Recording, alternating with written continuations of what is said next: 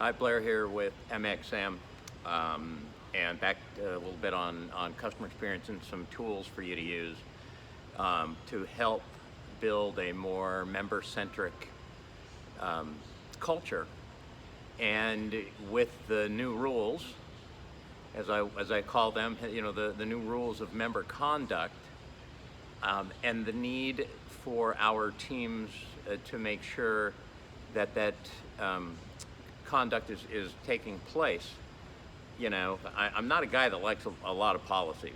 I like to give people some broad guidance and have them use their intellect to do the right thing.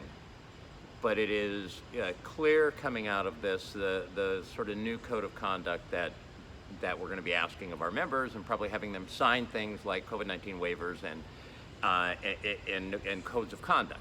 It says, to be a member here are the things that you have to do, which is policy then, right? I mean, and that means like policing. As soon as you have policy, you have to police it.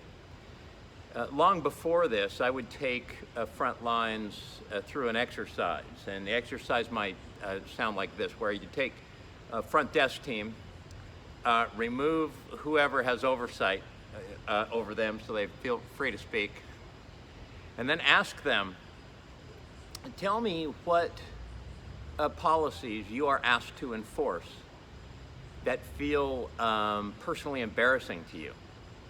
I've done this activity a handful of times, and in one instance, they named 12 policies that they were asked to enforce that just felt, kind of embarrassing to them.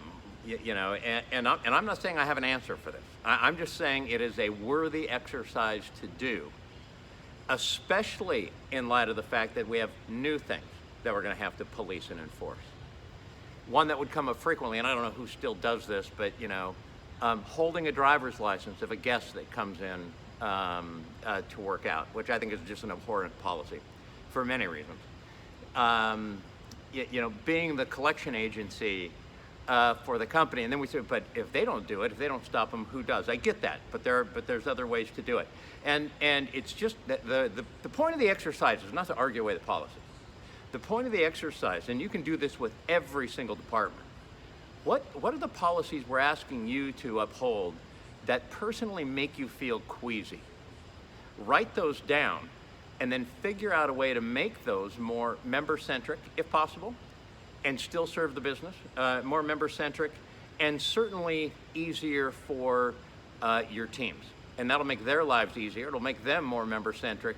And in light of all of the new things that we're going to be asked to do, I think this is an incredibly worthy exercise. Make your list and then start to innovate.